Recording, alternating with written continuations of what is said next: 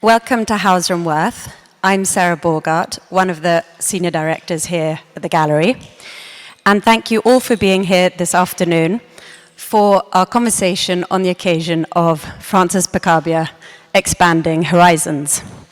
The exhibition is also accompanied by this beautiful publication, which was in fact released last year by Hauser Wirth Publishers. It is available online. It will also be available after the talk at the desk over there.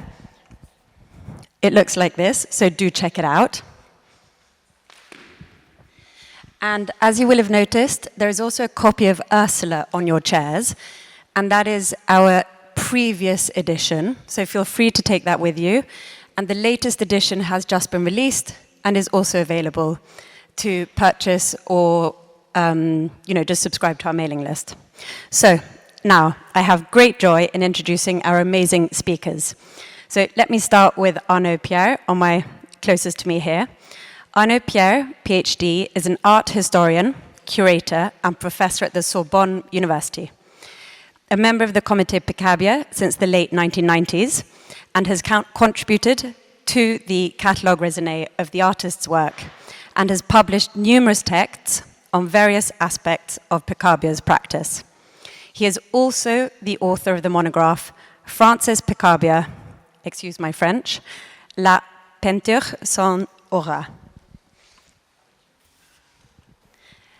Next, and in the middle, we have Simon Marginson. Simon is an independent art historian.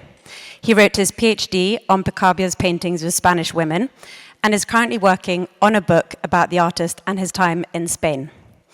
His writings have been published in the academic journals Dada, Surrealism, and Art History, and in the exhibition catalogues The Expressive Mark, Picasso Picabia, again, all this French, La peinture au défi, and artists from working class backgrounds. So, one more to go. Andrew Renton.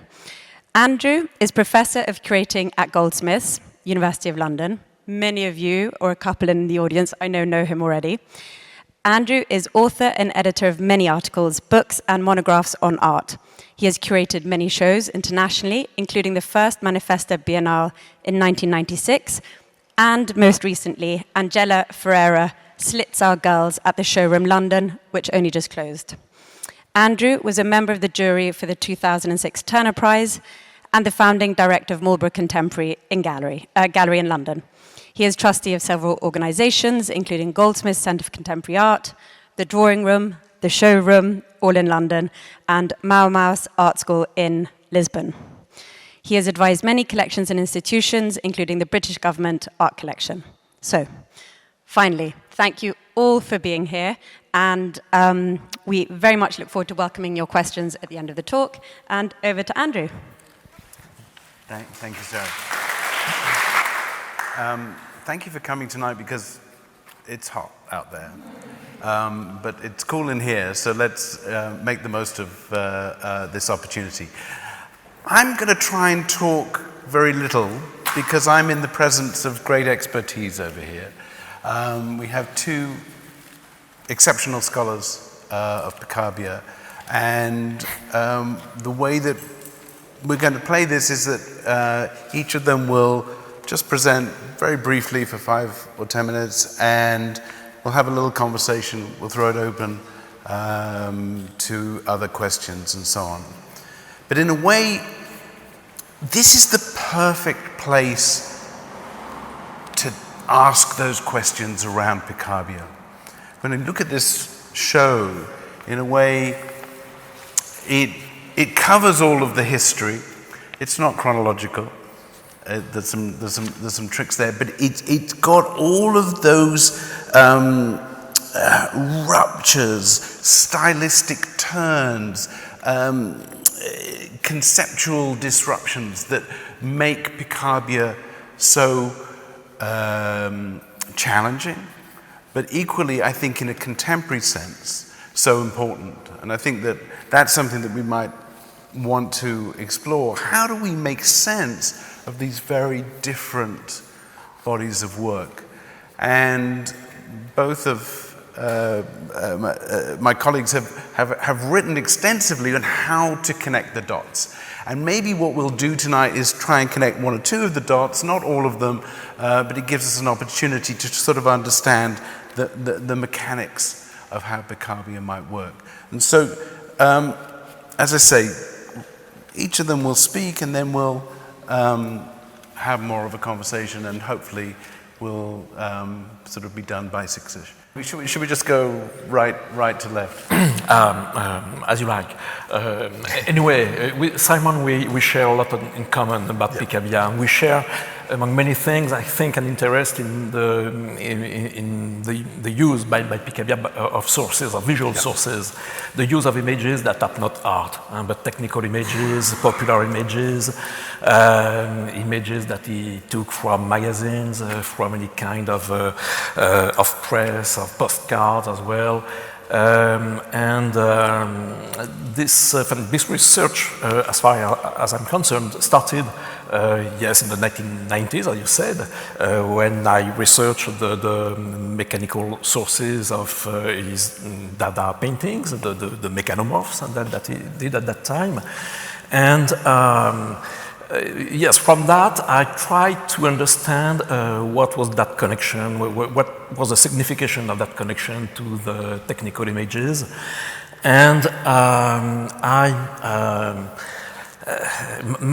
not my conclusion, because you cannot conclude anything about Picabia, but one of the ideas I had was that he was among a generation of people, of artists, who maybe for the first time, had really a sense that they could disappear, that the artist was not anymore the only producer of images, and that a whole world of pre-existing images was surrounding the artist. So what does the artist do with these images, really? For a man of his time, that was a shock, I think, really a shock, that put him on the, gave him that sensation that he could disappear.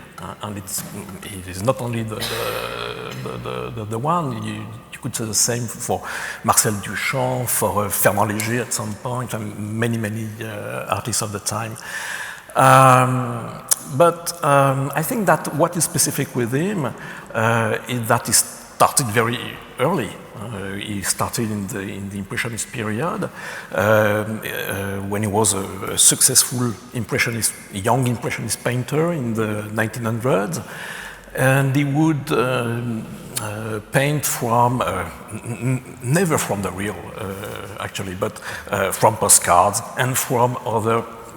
From his predecessors, like Monet, Sisley. We have a lot of examples of paintings by Picabia really deriving from these examples. And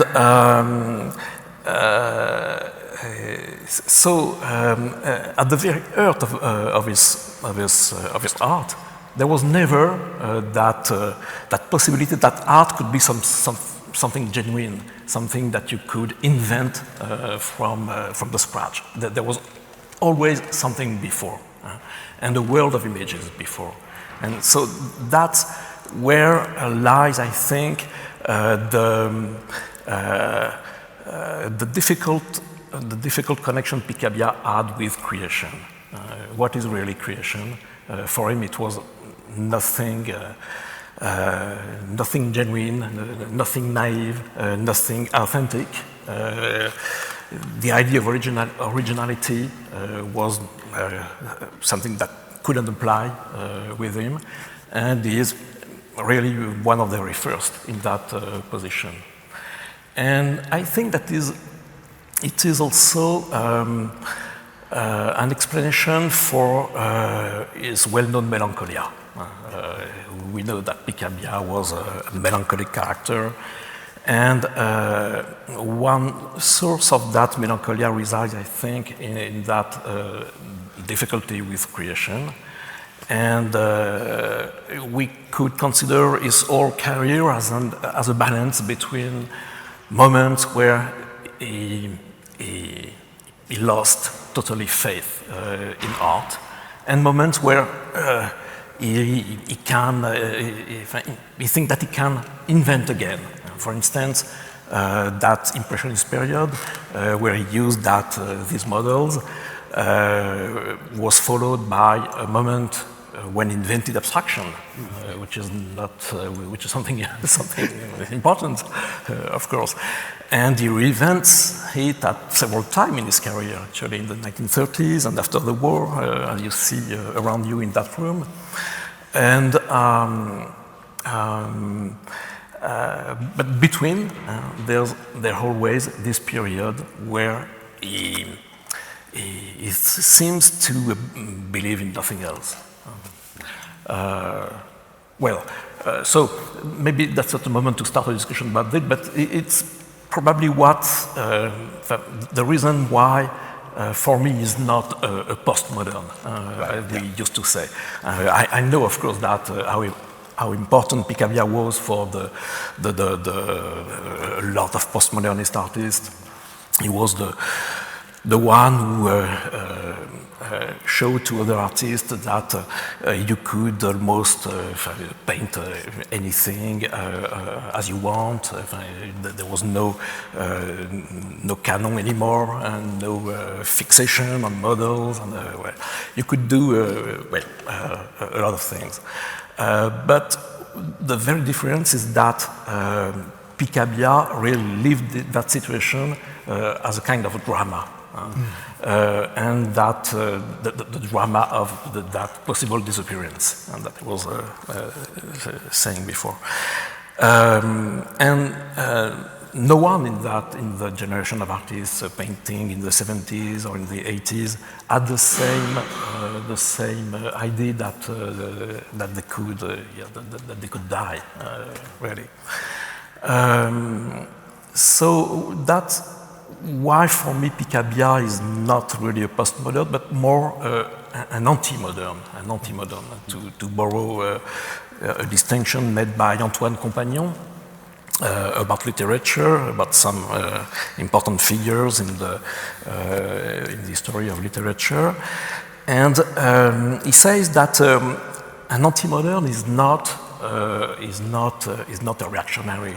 Is not someone against modernity, and actually Picabia is modern. He belongs to that generation who invented the modern language.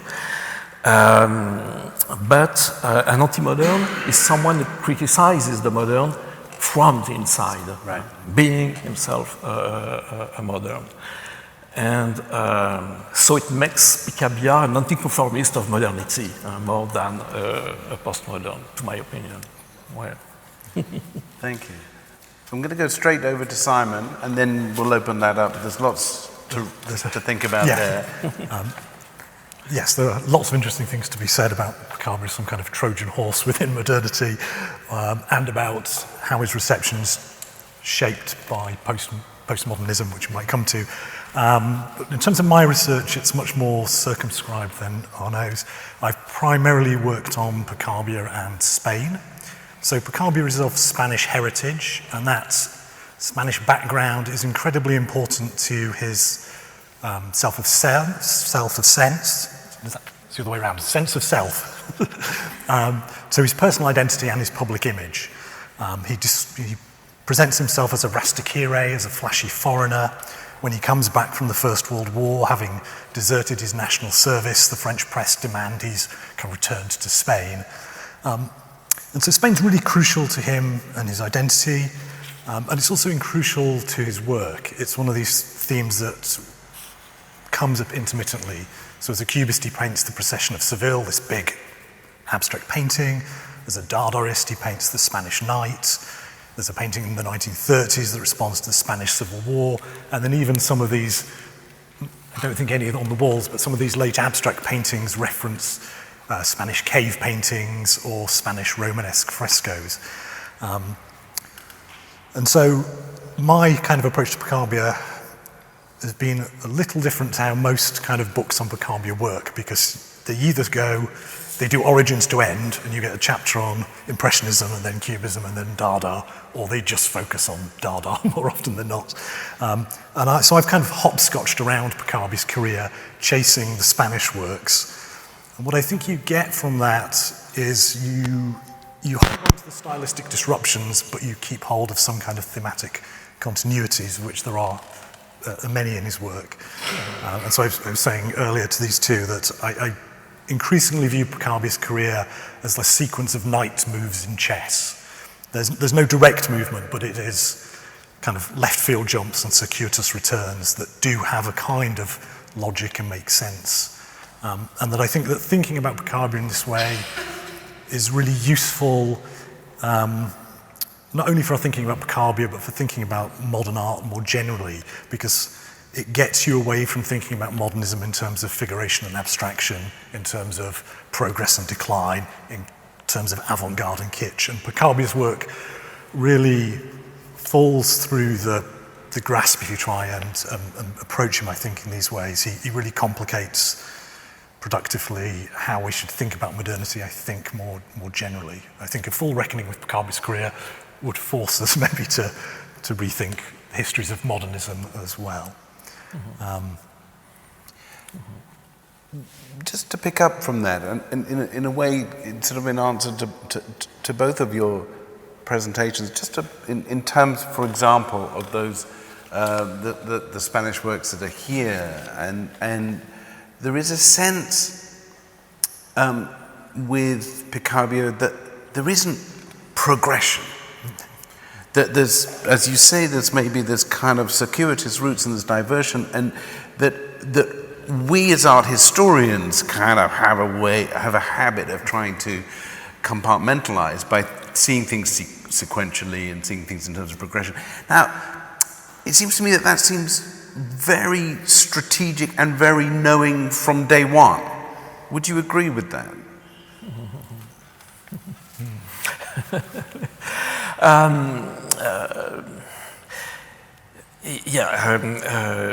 Picabia is the man of many ruptures, as you said, and we see him as an artist who always changes, and that's true in a sense, because every 5 years, for instance, it changes from impressionism to abstraction to...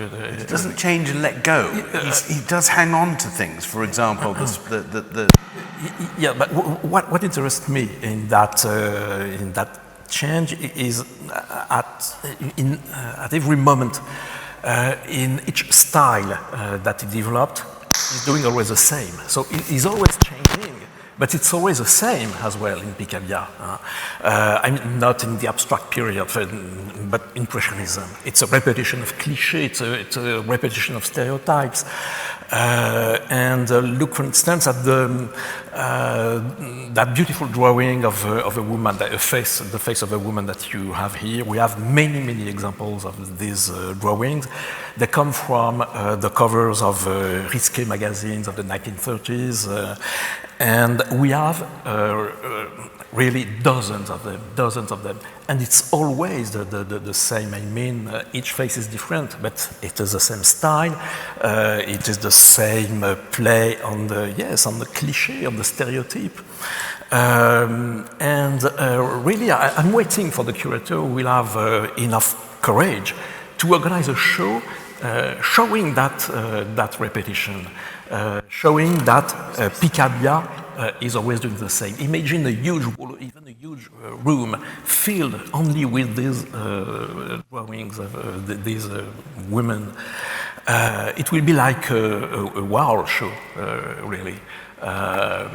It will be very boring, in a way, I'm sure, but it will show something that we don't realize on Picabia usually, because we think about him as the man who always changes.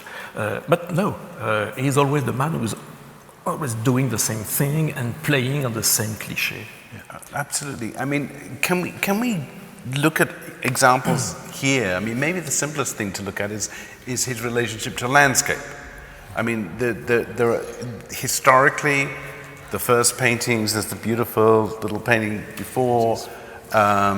Here's your cue. Now, Simon, what did you find? What did you discover? Have you seen the painting? Oh, yes, I should. Yeah. It's here. Well, I would say that I've not really discovered anything here. Arnauld had for years shown that Picabia's landscapes have relied on postcard sources, and following his lead, I Googled and found the particular source for that one. But I think, well, I mean, these are interesting. He relies on postcards and found images throughout his career. And they're really useful, I think, to discover these and look at these. I know there are some art historians who disagree and who say Picabia's studies is too obsessed with source finding at the expense of looking at the formal mechanisms of the work. But I kind of think the opposite. I think, actually, if you know the source, it gives you a much stronger sense of his formal decision-making, of what he left in, what he left out. And the other thing you notice that he's not just going to these for a repertoire of imagery. He's mimicking particular framing, particular depths of field, particular colour choices.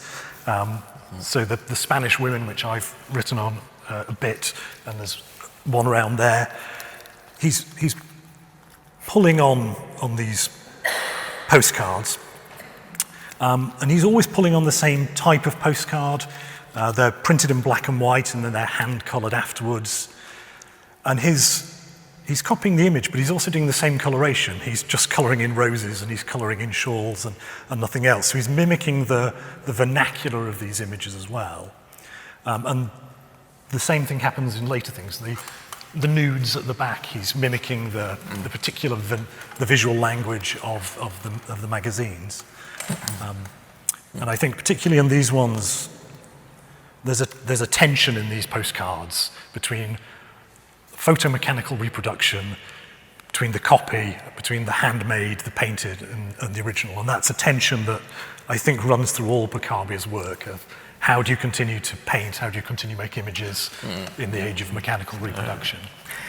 But your find is fantastic, and it's a confirmation of many things that we know already.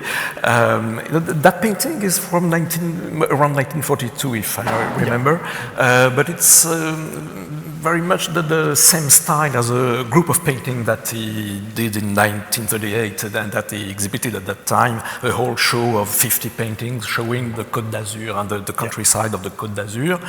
And we have sources, postcard sources for many of them.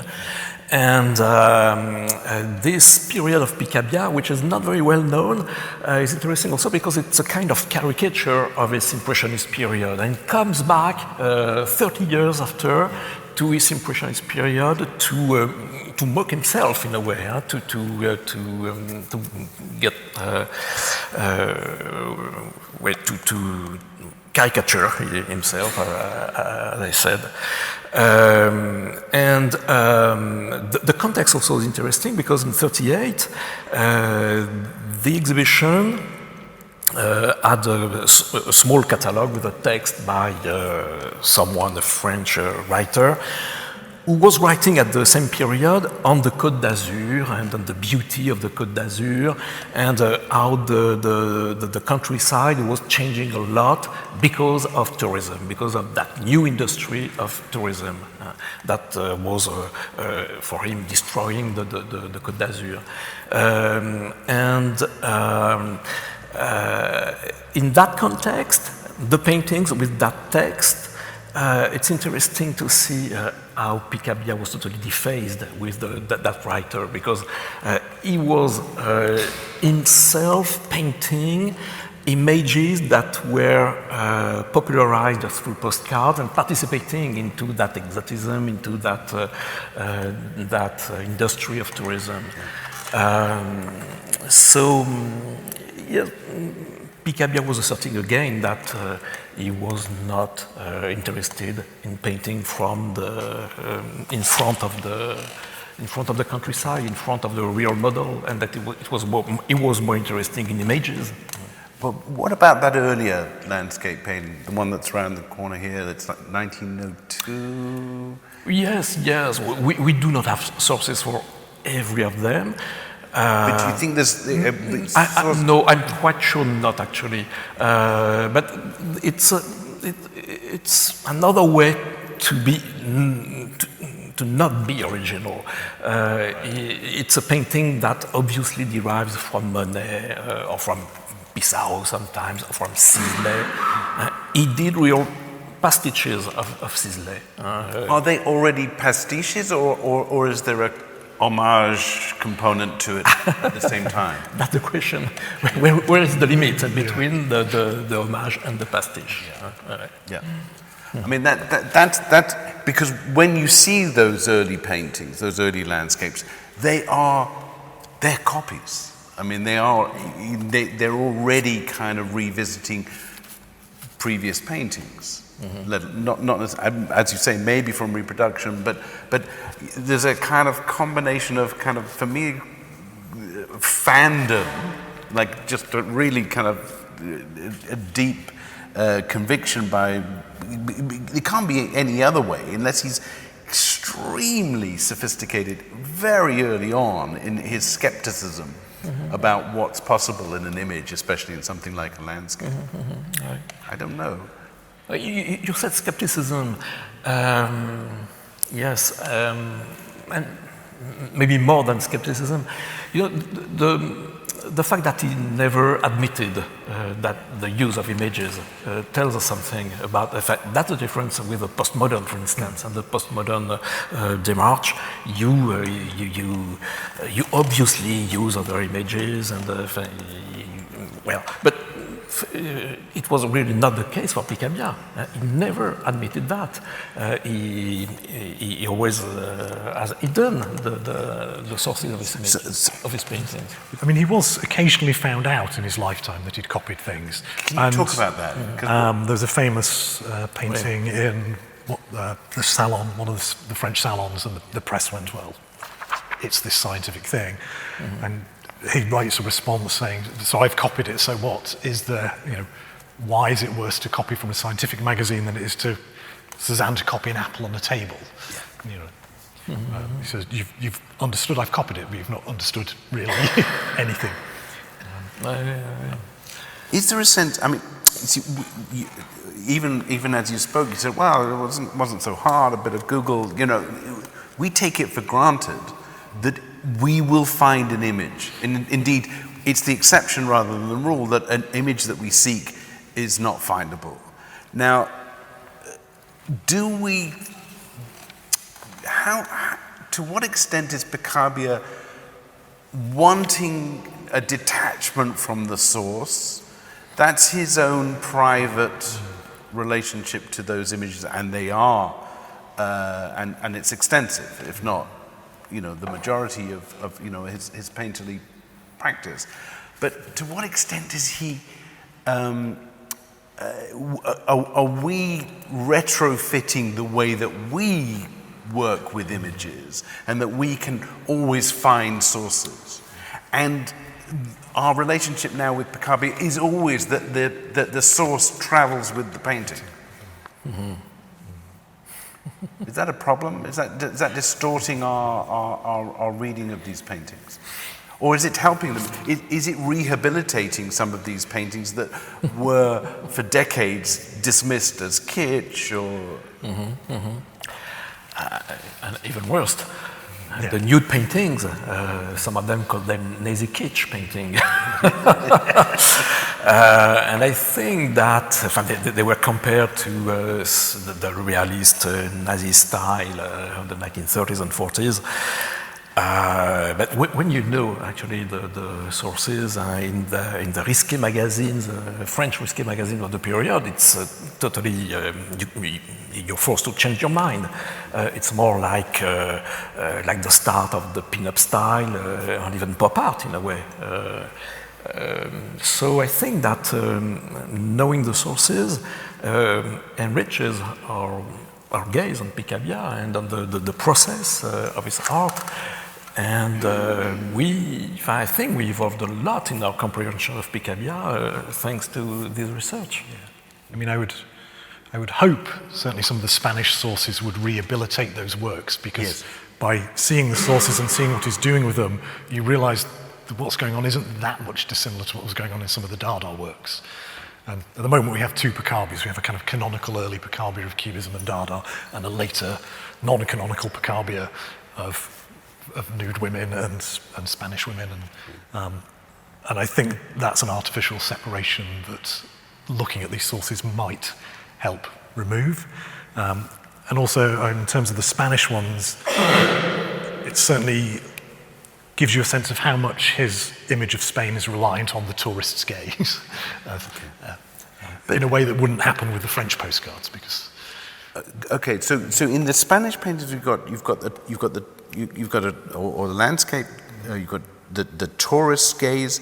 In the risky, in the what do you call it? The nudie ones, the naughty ones, and they got that kind of innocent to us now. We sort of look a slight innocence to them. For me, when I look at them and when I look at the sources, I think that the sources are imitating art.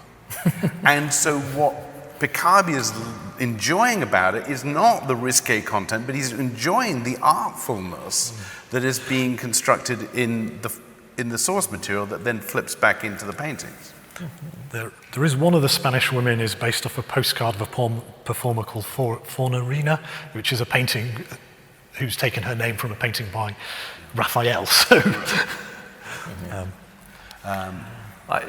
it also raises the question of what is truth in an image, what is original, what is authenticity. And what is interesting in your research on the Spanish woman is that Spain at that time is really the realm of the fake. Yeah. And it's been like that since the end of the 19th century, at least since Manet, until maybe today, when you see how it is. How that fakeness of Spain is still exploited. Picabia has always done fake paintings on fake images in a way. Mm-hmm. Can we just shift the focus for a second? I'm conscious that we have that extraordinary self-portrait over there, and something for me feels very interesting in that is that the way that the signature is kind of becomes formally part of the work itself. I always kind of thought that Picabia's signature was almost like a kind of sort of schoolboy kind of signature, sort of rather kind of neat and tidy, and it's fairly consistent across the decades. Why I'm thinking about it is I'm also thinking about these larger paintings in here, some of which have been overpainted. Mm-hmm. So there was a Picabia, and then there was a new Picabia that goes on top of the old Picabia. Mm-hmm. And sometimes even the old signature is kind of visible in there. Now, we can put that down to painting in 1945, and there's not a lot of canvas floating around, and that's a reality. Mm-hmm. But it's not only that, because he doesn't do a good enough job of painting over in that regard. Well, I think there are those kind of that overpainting, which obviously goes back to the transparencies, and these kind of abstract paintings that do that are both a kind of continuation and a negation of the transparency. Layering is important. I mean, if he wanted to, he could sand back all the previous brush marks. He could prime it so you couldn't see it. Correct. But he always makes it so that you can see the kind of palimpsest of the image underneath. And so they do seem to be, on some level, about masking, about concealing, about teasing you visually in some way that I don't fully understand. But there seems to be a kind of consciousness of that. And for me, it feels consistent, whether I'm overreaching here, it feels consistent with the sense that he's not concerned with progression, but kinds of circularity. The way that there can be a transparency that can connect, that can literally be painting over an earlier painting, but here a little bit more obliquely. There's that sense that he's inscribing himself in these layers. Something to do with the layering across time that is held together by that signature that is consistent. I mean, that's one thing that he doesn't let you down on. He's there. He's very often titling, you know, but he's there, and it's almost a kind of ritualized kind of presence. He also tried to make his signature something inconsistent. Look at L'œil cacodylate, for instance, at that painting of signatures. Yes. A painting which is filled of, I don't know exactly, we count them, we know exactly the number, I just don't remember it. But it's a large painting filled with signatures from his friends, his relatives, his companions and wives. And when you have so many signatures, your own signature as an artist is just one signature among others. You almost disappear as an artist. And I think that that play on this painting that when he paint over older paintings, sometimes older than for only 4 or 5 years. Yeah. It's also a way to disappear, to erase himself from his art. Of course, there is obvious and very pragmatical reasons to do that, because it was at some moment the material was scarce. It was difficult to find new canvases. And so it's a reason for doing that. But there is also what I was referring before, that difficulty to really believe, to have faith in his art, and he was inhabited by that feeling, I think. I mean, is the signature the thing that's holding together all of this kind of disparate practice? Because it's remarkably consistent, even across all of this. There's another painting called Francis Picabia by Francis Picabia, which is just his signature, that then he prints his name underneath, so kind of verifying his own signature. So there's already built into it a sense of doubt that the signature does underpin anything. No, absolutely. Maybe that's the perfect example. But how do we talk about? How do we talk about, for example, these more abstract paintings here in relation to that? That is there a specific move that's happening with that? Is it a negation? What is going on? Because it resists the narratives of the others.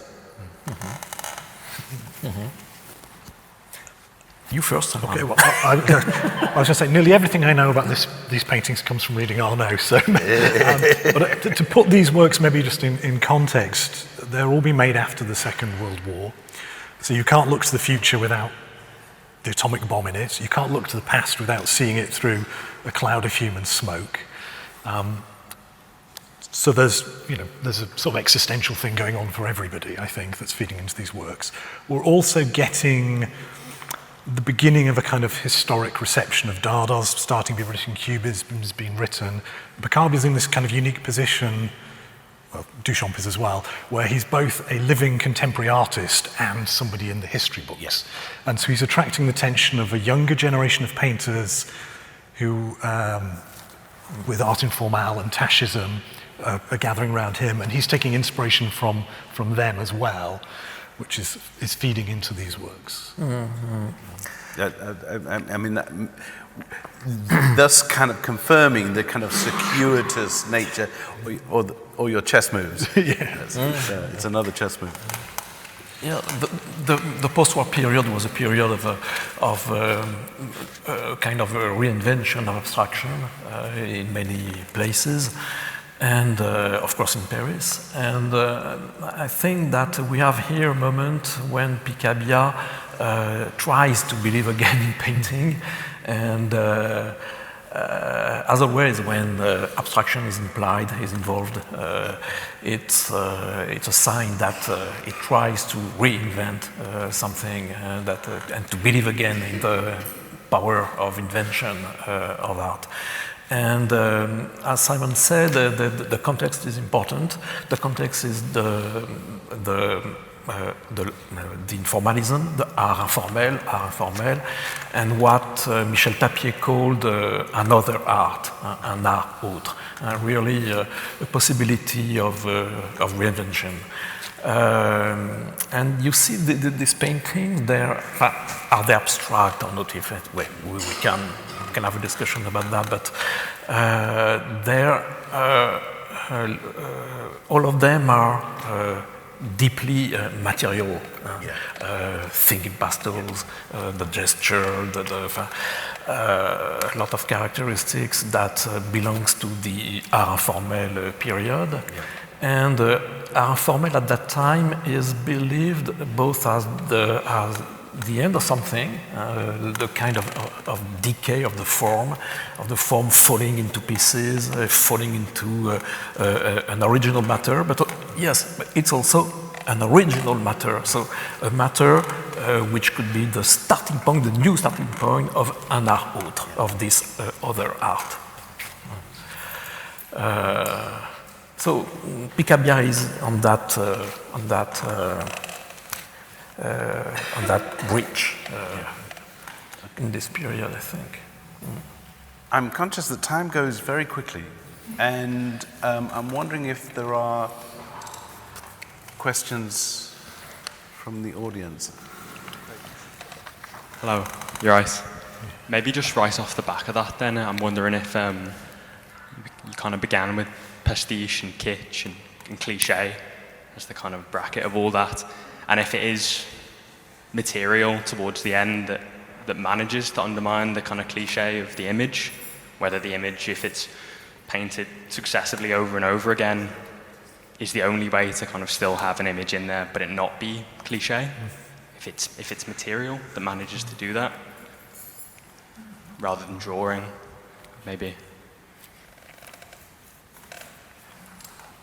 I'm not sure I could take it. I think so. I'm not sure I have an answer to that. But even in Picabia's kind of late works, there's a sense of, like the Spanish Women, like the Nudes, there is a sense of this kind of arresting monotony of, he does a load of point paintings where he just makes essentially the same painting over and over again in limited variations. And there does seem to be in that repetition perhaps a deliberate attempt to foreground these things as kind of cliches, as stereotypes. But the later works aren't my area of expertise. And as you said before, some of them derives from Romanesque, Catalan Romanesque frescoes. They have, they're abstract, but beyond the abstraction, we have again some models that he used much before, between the war, for other kind of paintings, of drawings as well.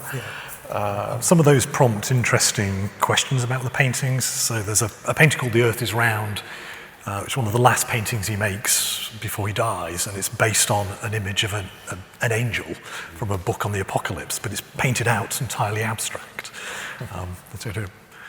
Is this a kind of covert Catholicism of a dying man, or is this a deliberate blotting out of Christianity by painting over it? So they raise more questions than they might answer to some of these sources. Sorry. No, sorry. Hello. Is Picabia the ultimate maverick seen from our time, like the anarchist of the 20th century, since he seems to develop these inventions and then abandon them. He's famous sometimes and then not. He keeps on going in and out of notoriety, so I'm wondering what you think about that.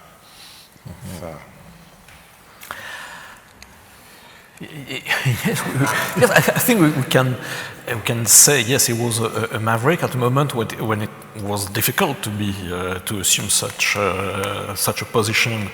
It was much more easy for painters coming afterwards in the 60s and 70s and 80s, the so-called postmoderns, to be again these mavericks. But yes, for the first one, it was a difficult position, and we see it in the reception of Picabia, which is a history of misunderstandings, of relegations, an history of also cutting the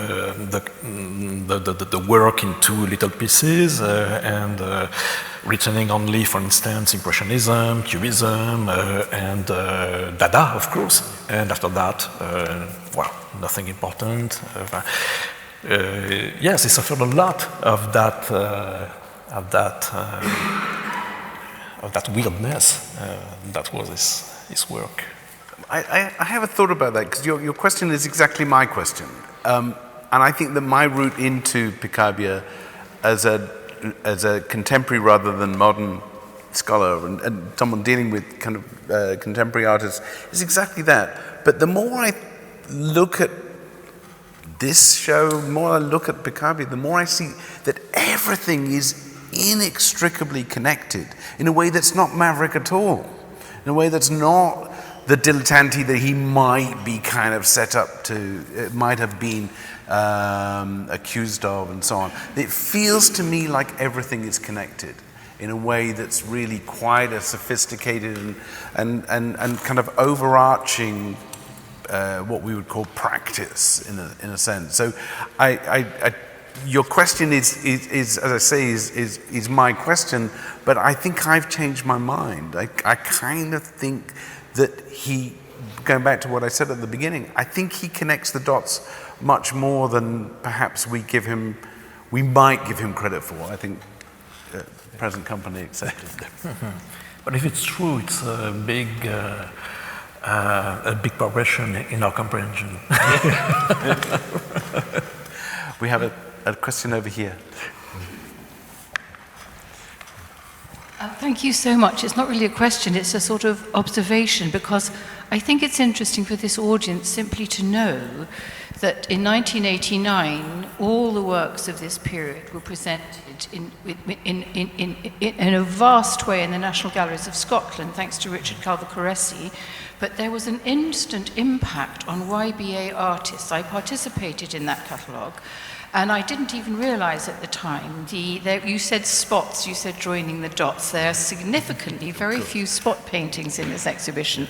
But actually, these spots, there were massive great spots in the aftermath egoism work that was shown in 82. But in 89, this went straight into Damien Hirst's spot paintings. The idea that you could just have a painting with just silly multicolored spots on it. And also the great big bone phallus went straight into Chris Ophelia's Captain Shit series with lots and lots of funny things with enormous great phalluses taking up the whole painting. And I think just to know that influence brings the strangeness and wonderfulness of this exhibition a little bit closer perhaps to a London audience. So I just wanted to say that and to just kind of highlight Richard Calver-Coresi as a very pioneering curator who had that daring gesture and expensive, but not as expensive as it would be now, gesture in 1989. Mm-hmm. But that was a turning point, you're right, in the reception of Picabia. Yeah. There's another YBA painting, and I cannot remember the artist, who just kind of writes lists, and there's one ranking the greatest living artists, or the greatest artists, and Picabia's like number 5 on the, he's above Picasso on the painting. So. I mean, and then the other thing that's happening something similar is happening in the States because Mary Boone is putting on transparency shows at the same time she's representing David Sowley. And this is then feeding... A situation in America that was very, very specific. Robert Rosenblum also writing for Boone on the transparencies. So there was a specific moment in New York, and then this funny, unrecorded moment, really, in Britain, let's say, because it was Scotland hitting England, and hitting London, I don't want to say England. And then the story sort of plays out slowly, but this is really magnificent, and the Paris show was magnificent. So it's really great to have him like home again. But that's interesting to what you said on Picasso, Simon, because probably when Picasso, his reputation faded a little bit, there was at last room for Picabia. There was a balance between the two. And there was that splendid exhibition where you participated in the catalogue about Picasso and Picabia, and we see that there was always that connection, but also that fight, that permanent fight between the two Picard. I mean, I think Picabia's been kind of in fashion for 30 years. It's a different Picabia who's in fashion every 10 years. It's a different part of his career. But, yeah. Well, I think that might be a fantastic place to end because, in a sense, as much as this is a historical exercise, one of the reasons why we are all here is because this work is so resonant and is so forward-looking and so kind of miraculous in that regard, that it's as if it anticipates many of the things, knowingly or not knowingly, consciously or unconsciously. It anticipates so many of the things that we see in contemporary practice today. And so that's probably a good way for us to end.